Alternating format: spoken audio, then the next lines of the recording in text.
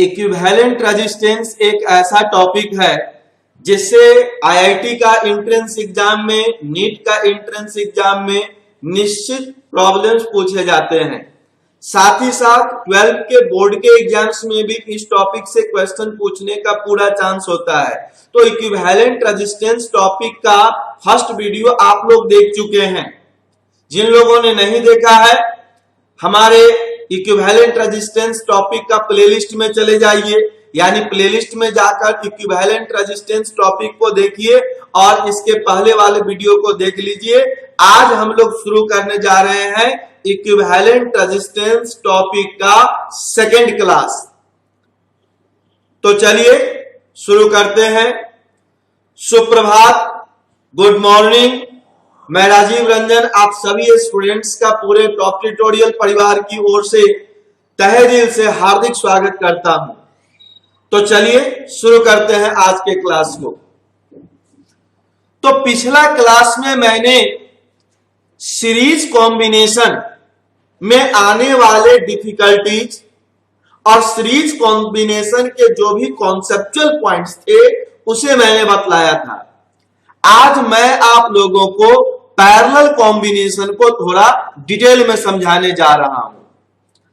तो देखो, parallel combination of registers का डेफिनेशन मैंने समझाया था पिछला क्लास में, जिसमें कि मैंने आपको बतलाया था कि अगर हर एक रजिस्टर का एक एक एंड डायरेक्ट वायर से होते हुए सीधे टर्मिनल से कनेक्टेड हो, एक टर्मिनल से या बैटरी के एक टर्मिनल से, और हर रजिस्टर का दूसरा एंड भी डायरेक्ट वायर से होते हुए दूसरा टर्मिनल से कनेक्टेड हो या बैटरी के दूसरा टर्मिनल से कनेक्टेड हो, तो ऐसे कॉम्बिनेशन को पैरेलल कॉम्बिनेशन कहते हैं। चलिए देखिए, यहां पर फिगर को समझिए। जैसे कि इस जगह पे है ये तीनों रजिस्टर का लेफ्ट एंड जो है ये टर्मिनल ए से, और तीनों रजिस्टर का राइट एंड टर्मिनल बी से कनेक्टेड है। या अगर सेकेंड फिगर की बात करें तो यहां पर तीनों रजिस्टर का लेफ्ट एंड इस तरह से होते हुए बैटरी का पॉजिटिव टर्मिनल से, ये देखिए बैटरी का पॉजिटिव टर्मिनल से, और उसी तरह से तीनों रजिस्टर का राइट एंड भी जो है वो बैटरी के नेगेटिव टर्मिनल से इस तरह से कनेक्टेड है। तो ये पैरेलल कॉम्बिनेशन हो गया। अब देखो, पैरेलल कॉम्बिनेशन में आप इक्विवेलेंट रेजिस्टेंस निकालने का तरीका, उसका फॉर्मूला क्लास 10th में स्टडी कर चुके हैं।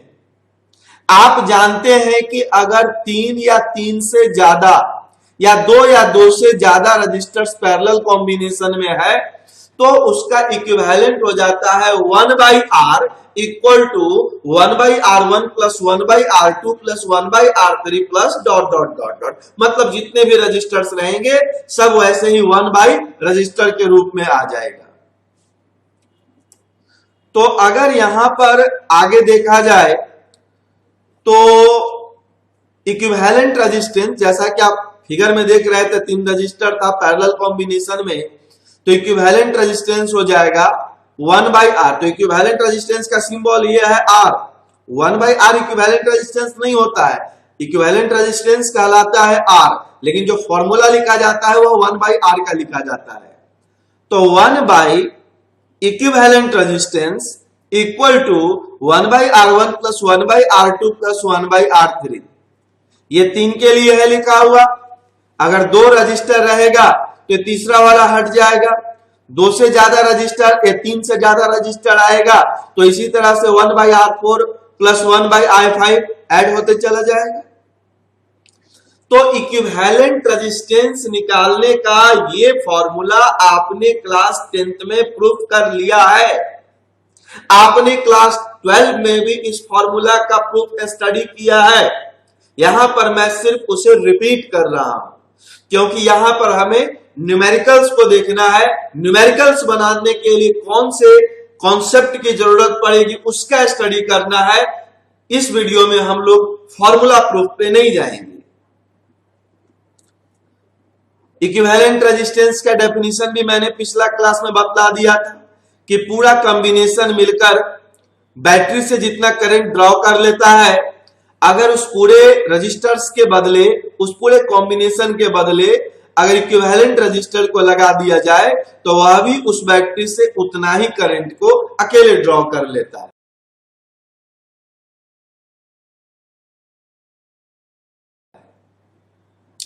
क्लियर है? अब चलिए यहां पर कुछ शॉर्टकट के लिए देखते हैं।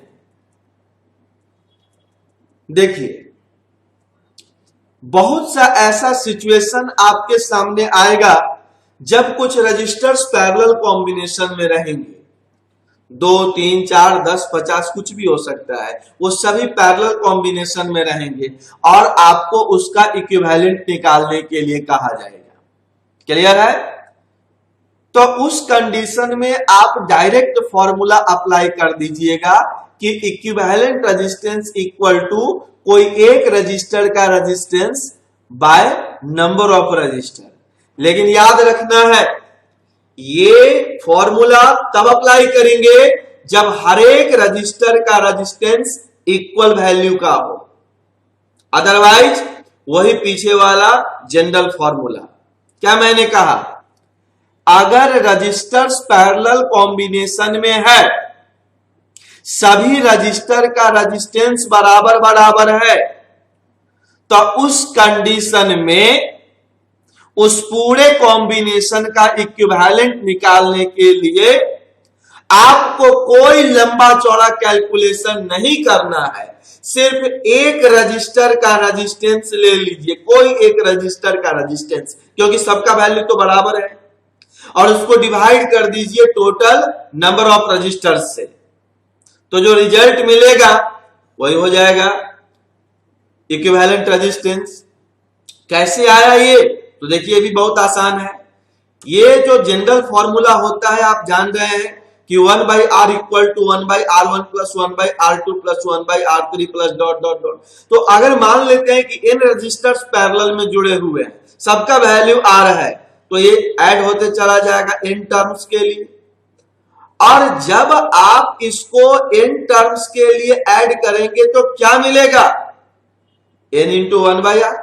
जब आप r1 के बदले भी r, r2 के बदले भी r, r3 के बदले भी r रखते जा रहे हैं, यानी हर रजिस्टर के लिए आप एक ही वैल्यू r यूज कर रहे हैं, तो बात सीधा सा है कि 1/r को ऐड करते चले जाना है n टाइम्स। तो n टाइम्स अगर ऐड करना है 1/r को, तो इसका मतलब हो गया कि 1/r को मल्टीप्लाई कर देना है n से। अब इसको आप सीधा कर दीजिए, r को ऊपर भेजिए तो ये भी उलट जाएगा, यानी r इक्वल टू आ जाएगा स्मॉल r/n। क्लियर है? तो अगर आइडेंटिकल रजिस्टर्स पैरेलल कॉम्बिनेशन में है, इक्विवेलेंट निकालना है, तो कोई एक रजिस्टर का रेजिस्टेंस उठाइए और उसको डिवाइड कर दीजिए नंबर ऑफ रजिस्टर्स से। यहां ये देखने की जरूरत नहीं है कि किसी एक रजिस्टर का रेजिस्टेंस कितना है, कोई भी वैल्यू हो, हर एक का वैल्यू 2-2 ओम हो, या हर एक का वैल्यू 5 ओम 5 ओम हो, या हर एक का वैल्यू 7 ओम 7 ओम 7 ओम हो, उससे कोई फर्क नहीं पड़ता है, बस आपको डिवाइड करना है नंबर ऑफ रजिस्टर से। समझे? अब इसके बाद एक और मैं यहां पर शॉर्टकट बतला रहा हूं, क्योंकि बार बार ऐसा सिचुएशन आपके सामने आएगा। देखो जी, बहुत सा सिचुएशन ऐसा आएगा आपके सामने जिसमें कि सिर्फ 2 ही रजिस्टर पैरेलल कॉम्बिनेशन में रहेंगे और इक्विवेलेंट निकालना पड़ेगा। कोई दिक्कत नहीं है। अगर 2 रजिस्टर पैरेलल में है, इक्विवेलेंट निकालना है, तो सिंपल सा तो फॉर्मूला है 1/r equal to 1/r1 plus 1/r2। Calculate करके r का वैल्यू निकाल लीजिए। लेकिन ये बार बार सिचुएशन आएगा तो ये 2-3 लाइन को भी बचा लेना है, सीधे ये याद रखना है। यानी R1 और R2 2 रजिस्टर्स पैरेलल कॉम्बिनेशन में है, तो इक्विवेलेंट हो जाएगा R1 into R2 by R1 plus R2। कैसे आया देख लीजिए। ये मैंने जनरल फॉर्मूला लिखा, ये मैंने गुना भाग किया, तो R1 और R2 दोनों नीचे मल्टीप्लाई हो गया, R2 यहां चला जाएगा, R1 यहां चला आएगा, और ये इस तरह से आप आर को ऊपर कीजिएगा तो ये भी उलट जाएगा, ये सिचुएशन आ गया। तो दो रजिस्टर्स पैरेलल कॉम्बिनेशन में है, इक्विवेलेंट निकालना है तो दोनों का रेजिस्टेंस मल्टीप्लाई करके डिवाइड कर दीजिए दोनों के रेजिस्टेंस के सम के साथ में। क्लियर है? वैसे ही 3 रजिस्टर्स भी अक्सर आपको मिलेगा, वहां पर भी क्या करना है कि वही फॉर्मूला अप्लाई करना है और ये सिंपल गुना भाग है। इक्विवेलेंट रेजिस्टेंस के लिए आप इसे फॉर्मूला के फॉर्म में याद रख सकते हैं कि R1 into R2 into R3 by R1 R2 plus R2 R3 plus R3 R1। Clear है? अब देखो यहां तक उम्मीद करते हैं कि समझ में आ गया होगा। तो यहां तक समझ में आ गया तो ये इधर कुछ प्रॉब्लम्स आपके लिए दिए गए हैं। थ्योरी अगर आपने समझा है तो बहुत इजी वे में ये सारा प्रॉब्लम आप लोगों से बन जाएगा। क्लियर है? तो चलिए मैं मान के चल रहा हूं कि यहां तक आपको समझ में आ गया है, आगे बढ़ रहे हैं। ध्यान से देखिए, मैं यहां पर आप लोगों को एक बात कहना चाहूंगा, जैसा कि साइंस भी इस बात को मानता है कि कोई भी चीज पढ़ने से जितना समझ में आता है या जितना याद रह जाता है ब्रेन के अंदर, उससे 10 टाइम्स ज्यादा समझ में आता है या ज्यादा समय तक याद रहता है अगर उसको बार बार सुना जाए। और 100 टाइम्स 100 गुना ज्यादा समझ में आता है कोई भी थ्योरी, 100 गुना आसानी से याद होता है कोई भी थ्योरी अगर उसका वीडियो को देखा जाए, उसको विजुअली समझा जाए उसको। तो इसलिए अगर मान लेते हैं कि एक बार में आपको समझने में दिक्कत हो रही है, मान लेते हैं आप थोड़ा धीरे समझते हैं, कुछ नहीं करना है, वीडियो को दोबारा देख लेना है, तिबारा देख लेना है। मैं चैलेंज करता हूं आपको रटना नहीं पड़ेगा, बस सिंपली आपको वीडियो ध्यान से देखना है। एक बार में नहीं समझ में आया रिपीट कीजिए। चलिए देखते हैं आगे। अब मैं नेक्स्ट थ्योरी आपको समझाने जा रहा हूं, काफी इंपॉर्टेंट है, जरूरत पड़ेगा आगे। देखिए, मान लेते हैं कि कुछ रजिस्टर्स पैरेलल कॉम्बिनेशन में कनेक्टेड हैं और उस कॉम्बिनेशन के साथ में एक बैटरी को भी कनेक्ट कर दिया गया है। तो जब बैटरी को कनेक्ट कर दिया गया किसी सर्किट से, तो निश्चित उस सर्किट से होकर इलेक्ट्रिक करंट का फ्लो होगा। जैसे कि इस जगह पर देखिए, यहां पे बिल्कुल क्लियर है कि ये 3 रजिस्टर्स पैरेलल कॉम्बिनेशन में है और जिसका कि टर्मिनल यहां है पॉइंट P और इस जगह पॉइंट Q के फॉर्म में, और पॉइंट P से और इधर पॉइंट Q से वायर्स निकालते हुए एक बैटरी को कनेक्ट कर दिया गया है। तो बैटरी से करंट का फ्लो शुरू हो जाएगा, यहां आएगा तो करंट इस तरह से 3 पार्ट में डिवाइड हो जाएगा। ये तीनों पार्ट का करंट आकर के पॉइंट Q के पास आपस में मिल जाएगा और फिर इस तरह से करंट आगे बढ़ जाएगा। यह सिचुएशन आपके सामने बहुत बार आएगा। यहां आपको जरूरत पड़ेगा 2 चीजों का, हर एक रजिस्टर से फ्लो होने वाला इलेक्ट्रिक करंट निकालने के लिए और बैटरी से फ्लो होने वाला करंट निकालने के लिए। क्या मैंने कहा, ध्यान से सुनिए। हर एक रजिस्टर से कितना कितना इलेक्ट्रिक करंट फ्लो हो रहा है यह भी आपको बतलाना होगा, और बैटरी से कितना करंट का फ्लो हुआ यह भी आपको बतलाना होगा।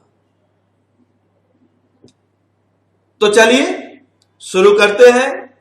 मैं एक आध पॉइंट यहां पर रिपीट कर रहा हूं जो कि आपने क्लास 12 में स्टडी किया है।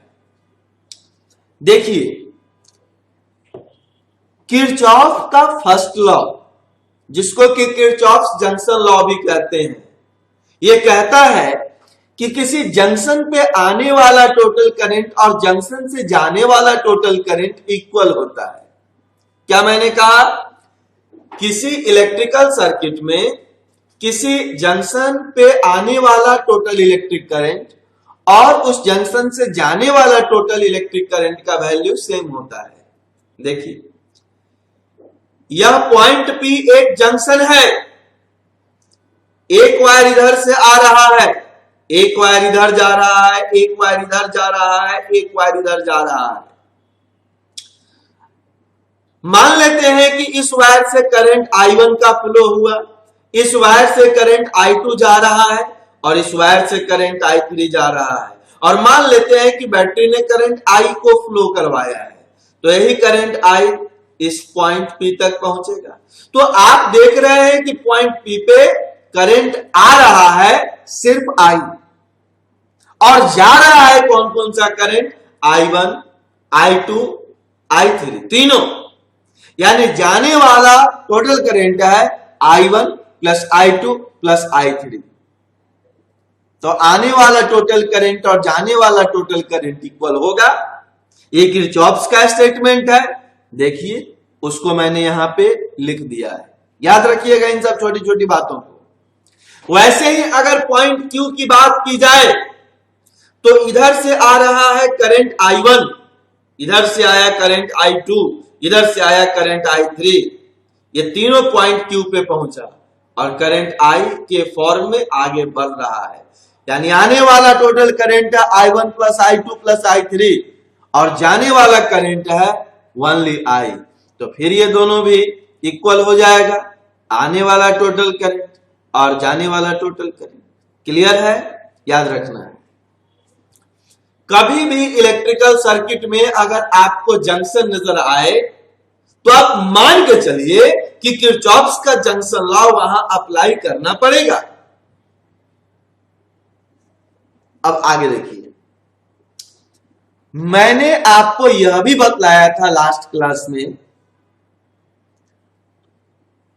कि जितना दूर तक डायरेक्ट वायर का कनेक्शन रहता है पोटेंशियल नहीं बदलता है, या सिंपल लैंग्वेज में कहें तो वोल्टेज नहीं बदलता है। जितना दूर तक डायरेक्ट वायर है इलेक्ट्रिक पोटेंशियल चेंज नहीं होगा।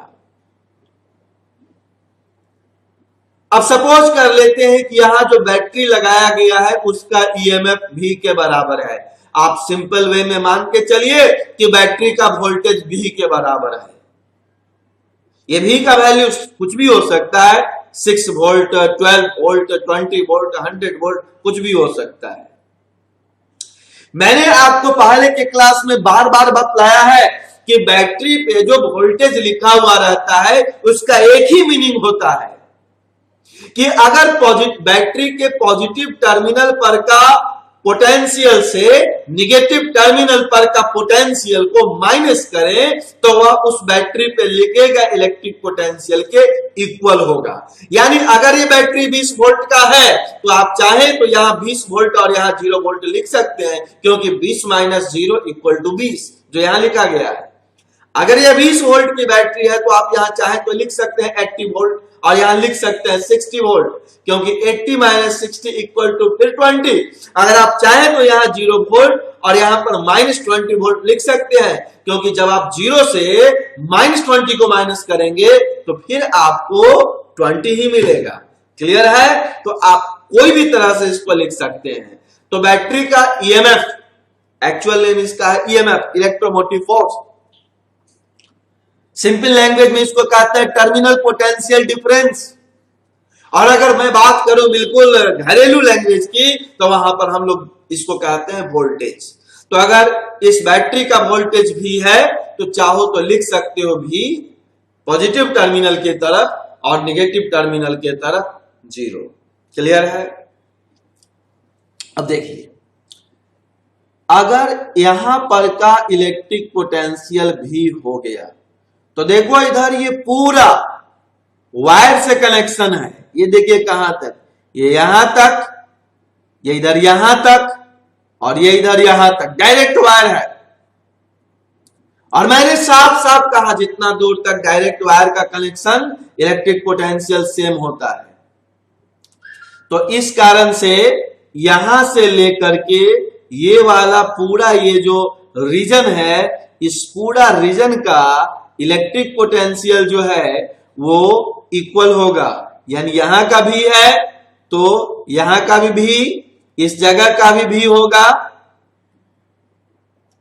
यहां का भी होगा और इस जगह का भी हो जाएगा।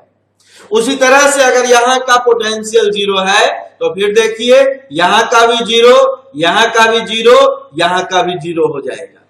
क्लियर है? अब चलिए एक बहुत इंपॉर्टेंट पॉइंट को समझिए। अगर मैं आपको अब ये कहूं कि अगर रजिस्टर्स पैरेलल कॉम्बिनेशन में है और वह एक बैटरी से कनेक्टेड है, तो हर एक रजिस्टर का पोटेंशियल, मतलब रजिस्टर के दोनों तरफ का पोटेंशियल का डिफरेंस इक्वल होगा। इक्वल होगा।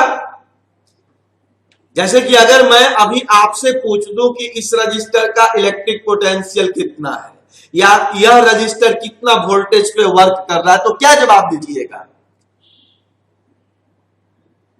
इसके दोनों तरफ के इलेक्ट्रिक पोटेंशियल का डिफरेंस, यानी कि इसके लेफ्ट साइड में जो पोटेंशियल है भी माइनस राइट साइड में जो पोटेंशियल है जीरो, भी माइनस जीरो इक्वल टू भी। इस रजिस्टर का इलेक्ट्रिक पोटेंशियल कितना हुआ, ये कितना वोल्टेज पे काम कर रहा है, इस रजिस्टर के दोनों तरफ का पोटेंशियल डिफरेंस कितना हुआ, इसका भी वही जवाब मिलेगा। जिधर से करंट आ रहा है उधर का वोल्टेज माइनस इधर करंट जा रहा है उधर का वोल्टेज, यानी भी माइनस जीरो इक्वल टू भी। अगर इस रजिस्टर की बात करें यहां भी वही जवाब मिलेगा, भी माइनस जीरो इक्वल टू भी। याद रखना है रजिस्टर्स अगर पैरेलल कॉम्बिनेशन में है तो हर एक रजिस्टर का पोटेंशियल आपस में बराबर होगा। अगर वो बैटरी से कनेक्टेड है कॉम्बिनेशन तो हर रजिस्टर का पोटेंशियल वही होगा जो उस बैटरी का पोटेंशियल है।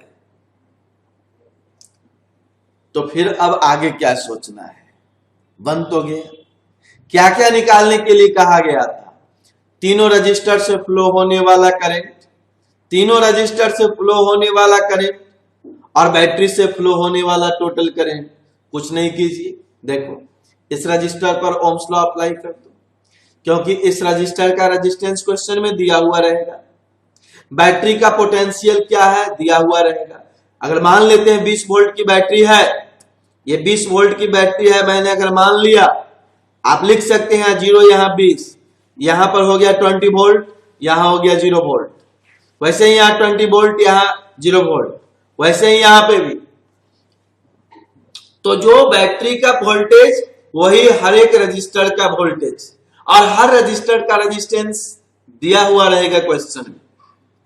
तो डायरेक्ट फॉर्मूला अप्लाई कर सकते हो, V equal to I R या VA minus VB equal to I R, जिसमें कि सिर्फ आई ही अननोन रहेगा, आ जाएगा करंट का वैल्यू। तो चलिए देखते हैं। सबसे पहले इस पे अप्लाई कर देते हैं ओम्स लॉ। इस पे ओम्स लॉ अप्लाई करेंगे तो क्या लिखेंगे? V मतलब जिधर से करंट आ रहा है उधर का इलेक्ट्रिक पोटेंशियल, यानी V माइनस जिधर करंट जा रहा है उधर का इलेक्ट्रिक पोटेंशियल जीरो, तो V minus zero equal to इससे फ्लो होने वाला करंट यानी I1 इंटू रजिस्टर का रेजिस्टेंस R1। क्लियर है? V minus zero equal to I1 R1। ये देखिए, एक मिनट,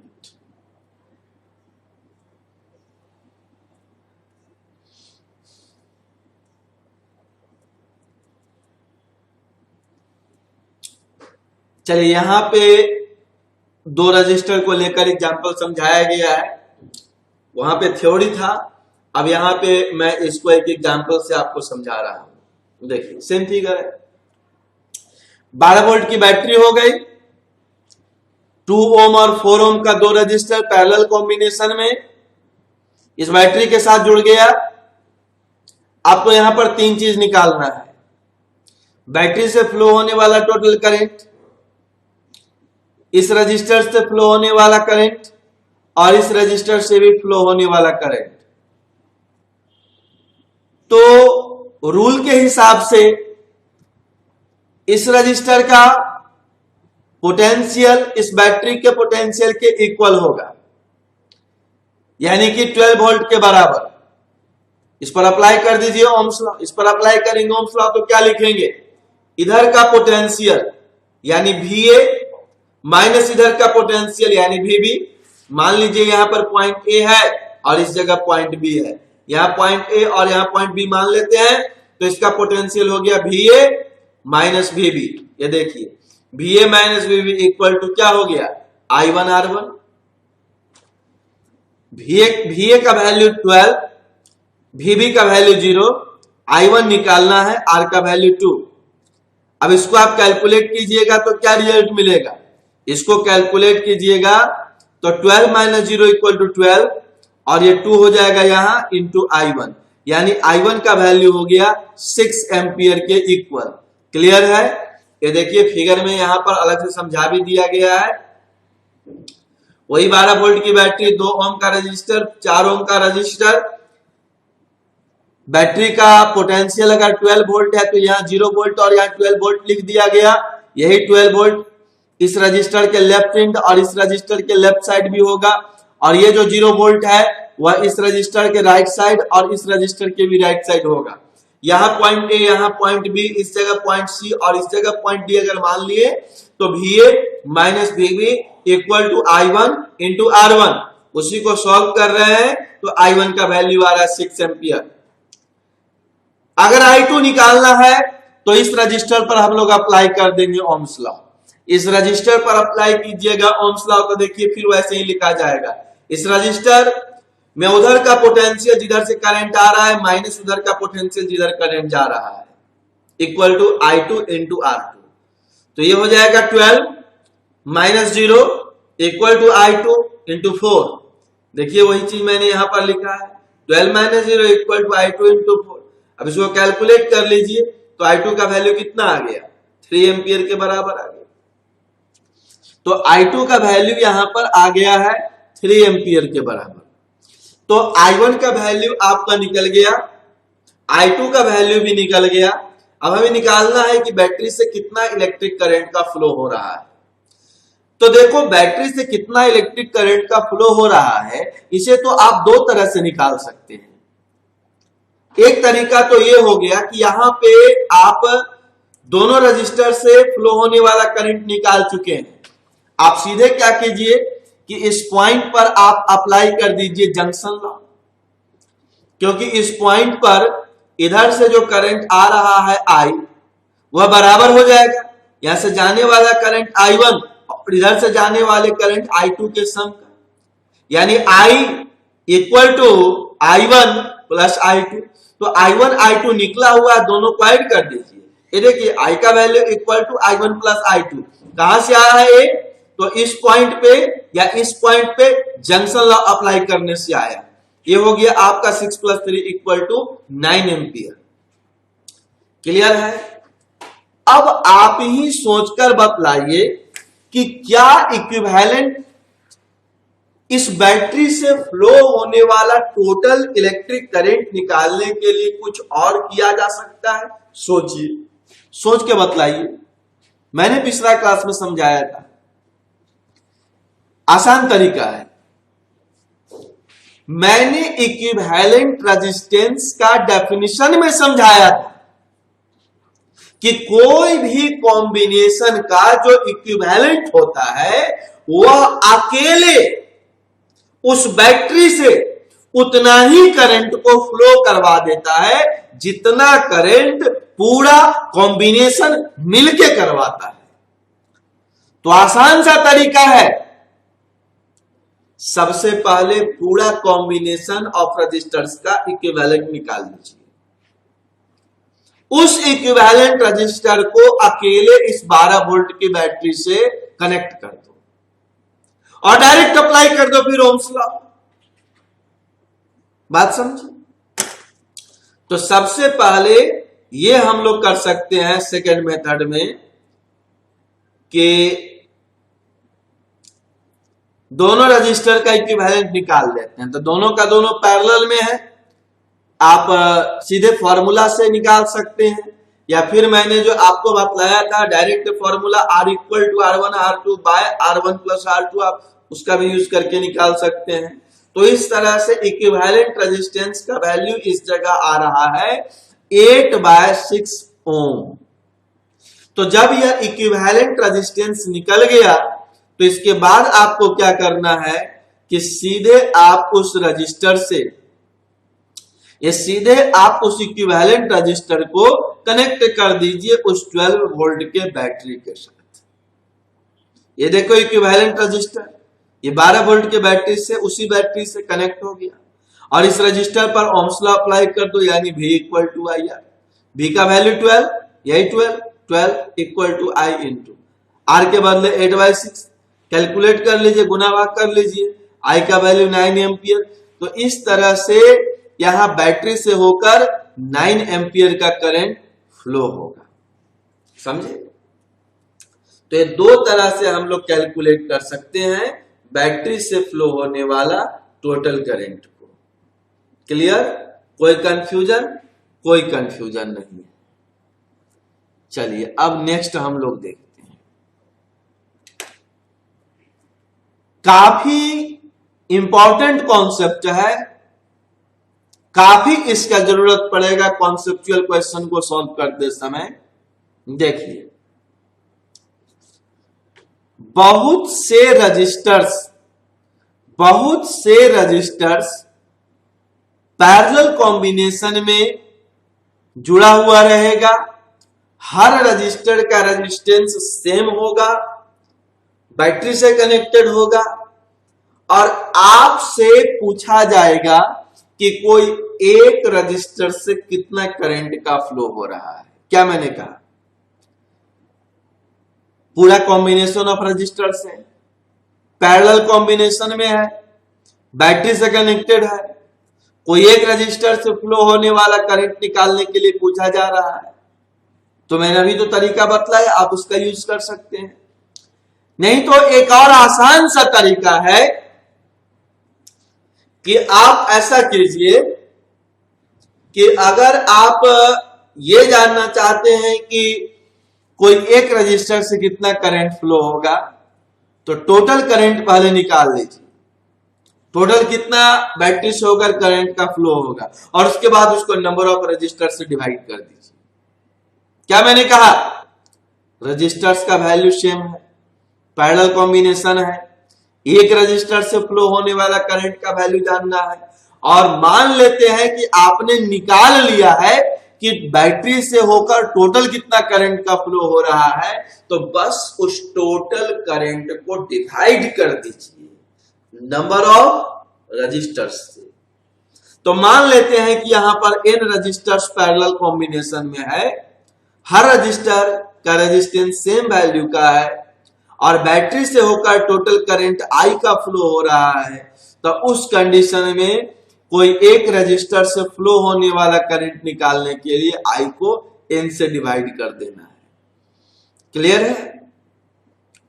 और उसके बाद अगर पर्टिकुलर एक रजिस्टर से फ्लो होने वाला करंट निकालना चाहते हो, तो मैंने तुरंत बतलाया कि उस रजिस्टर पर आप ओम्स लॉ अप्लाई कर दीजिए। देखिए VA minus VB equal to हो जाएगा I डैश इंटू R।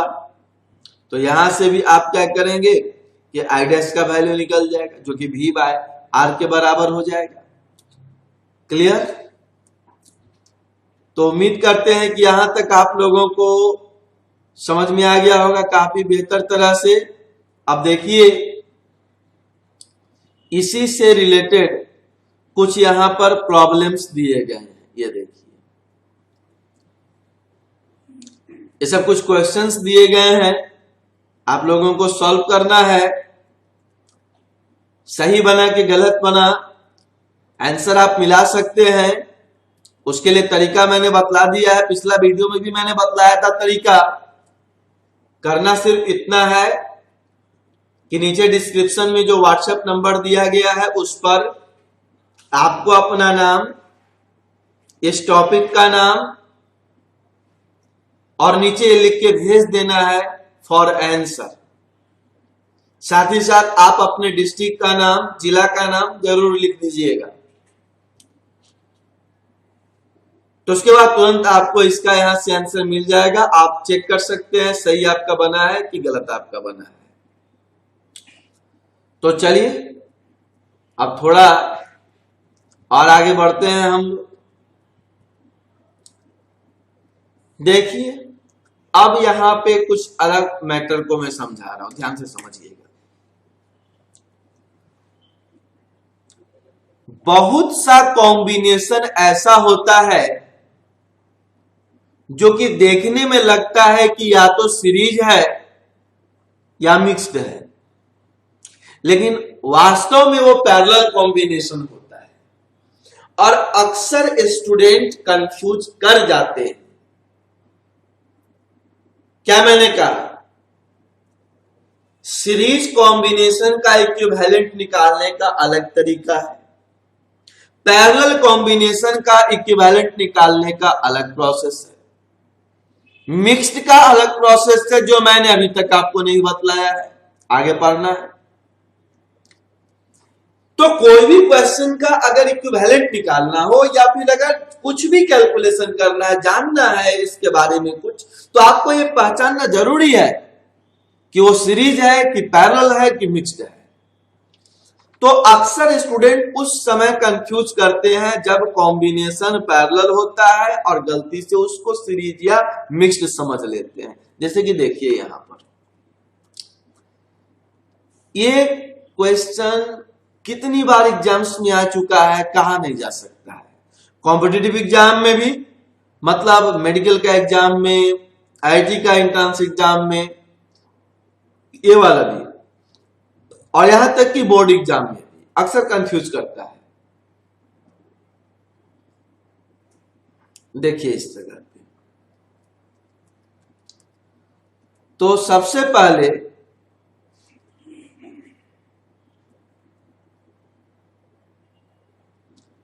ये जो दोनों फिगर आप यहां पे देख रहे हैं, एक मिनट,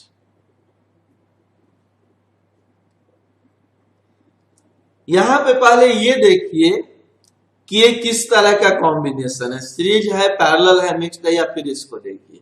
अच्छा यहां पे लिख दिया गया है पैरेलल कॉम्बिनेशन ऑफ सीरीज। चलिए मान लेते हैं कि गलत लिखा हुआ है, इसका जवाब आपको देना है ये सीरीज है कि पैरेलल है कि मिक्स्ड है। कैसे सोचिएगा? देखो जी, ज्यादातर स्टूडेंट इस तरह के फिगर को समझ लेते हैं कि यह मिक्स्ड कॉम्बिनेशन है। इसे ज्यादातर स्टूडेंट या तो सीरीज समझ लेते हैं या फिर मिक्स्ड समझ लेते हैं। लेकिन जरा टेक्निकली सोचिए, मैंने सीरीज और पैरेलल का और मिक्स्ड का जो प्रोसेस बतलाया था समझने के लिए, उसको अलग करने के लिए, आप उसके हिसाब से इसको देखिए। ये दोनों पैरेलल कॉम्बिनेशन है। इधर देखिए, सबसे पहले तो मैंने कहा था ये चेक कीजिए सीरीज है कि नहीं है, उसके बाद चेक करना है पैरेलल है कि नहीं है। अगर दोनों नहीं हुआ तो अपने आप मिक्स्ड हो जाएगा। तो सीरीज चेक करने के लिए मैंने सीधा सीधा कहा था कि अगर जंक्शन नहीं हो कॉम्बिनेशन में तब वह सीरीज है। देखिए सबसे पहले देखिए टर्मिनल कहां है, तो एक टर्मिनल यहां है, देखिए टर्मिनल ए, दूसरा टर्मिनल यहां है टर्मिनल बी। इसको देखिए, एक टर्मिनल यहां है टर्मिनल ए और एक टर्मिनल यहां है टर्मिनल बी। तो टर्मिनल देख लिए दोनों फिगर में। सीरीज में मैंने क्या कहा था? जंक्शन नहीं होना चाहिए। ये देखो जी, क्या ये जंक्शन नहीं है? यहां पे देखिए जंक्शन है, यहां देखिए जंक्शन है, ये जंक्शन है, ये जंक्शन है, ये जंक्शन है। जंक्शन तो भरा हुआ है इसमें। यहां लोग जनरली देखते हैं अरे ये तो एक ही सीध में है, एकदम लगातार है, बस लिख दीजिए सीरीज कॉम्बिनेशन। मैंने तो बतलाया, आप उस डेफिनेशन को देखिए, यहां जंक्शन है, यहां जंक्शन है, ये जंक्शन है, ये जंक्शन है, तो कैसे सीरीज होगा? ये सीरीज नहीं है, दोनों में कोई सीरीज नहीं है। फिर चेक कीजिए पैरेलल है कि नहीं। अगर नहीं हुआ पैरेलल तो अपने आप मिक्स्ड हो जाएगा। उसमें मैंने क्या कहा था?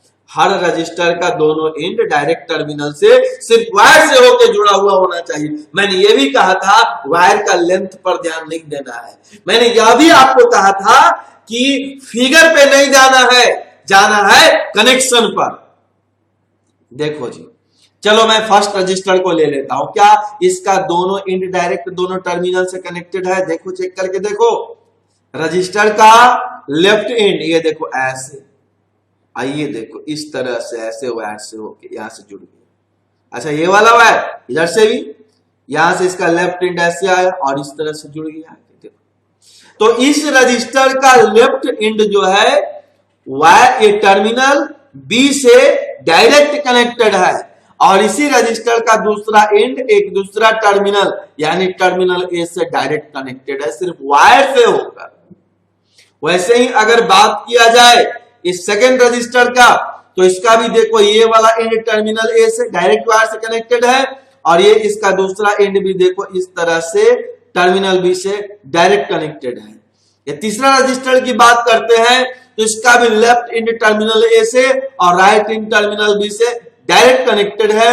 और अगर इस फोर्थ रजिस्टर की बात करें तो इसका भी एक एंड ए से और दूसरा एंड बी से डायरेक्ट कनेक्टेड है। तो यहां चारों रजिस्टर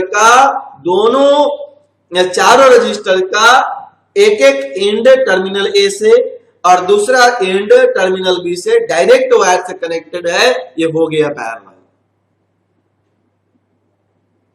इसकी बात करते हैं। देखिए, सीरीज तो नहीं जान चुके हैं, पैरेलल चेक करते हैं। इस रजिस्टर का लेफ्ट एंड डायरेक्ट टर्मिनल ए से जुड़ गया। अच्छा, ये राइट एंड कैसे जुड़ा टर्मिनल बी से? ऐसे जाओगे? नहीं, क्या जरूरत है। ऐसे देखो, R1 का राइट एंड इस तरह से देखो, ऐसे ये रास्ता देखो, ये ऐसे, ये देखो टर्मिनल बी से डायरेक्ट कनेक्टेड है। R1 का लेफ्ट एंड ए से, R1 का राइट एंड बी से डायरेक्ट कनेक्टेड है, सिर्फ वायर से होकर। R2 को देखो, ऐसे नहीं जाओ, यहां से ऐसे नहीं जाओ। ये देखो R2 का लेफ्ट एंड ऐसे देखो डायरेक्ट टर्मिनल बी से कनेक्टेड है। R2 का ही राइट एंड डायरेक्ट कनेक्टेड है टर्मिनल ए से। वैसे ही R3 का लेफ्ट एंड टर्मिनल ए से कनेक्टेड है और R3 का लेफ्ट एंड भी डायरेक्ट टर्मिनल बी से कनेक्टेड है। तो ये हो गया पैरेलल कॉम्बिनेशन, क्योंकि इसमें हर रजिस्टर का रेजिस्टेंस डायरेक्ट, ये हर रजिस्टर का एक एक एंड डायरेक्ट टर्मिनल ए से और दूसरा एंड भी डायरेक्ट टर्मिनल बी से कनेक्टेड है। ये दोनों पैरेलल कॉम्बिनेशन का एग्जाम्पल था। तो चलिए आज के लिए रहने देते हैं इतना ही। फिर हम लोग मिलते हैं अगले क्लास में इक्विवेलेंट रेजिस्टेंस के कुछ और नए कॉन्सेप्ट, कुछ डीप कॉन्सेप्ट के साथ, कुछ अपर लेवल के प्रॉब्लम्स के साथ। तो आज के लिए इतना ही। Good night.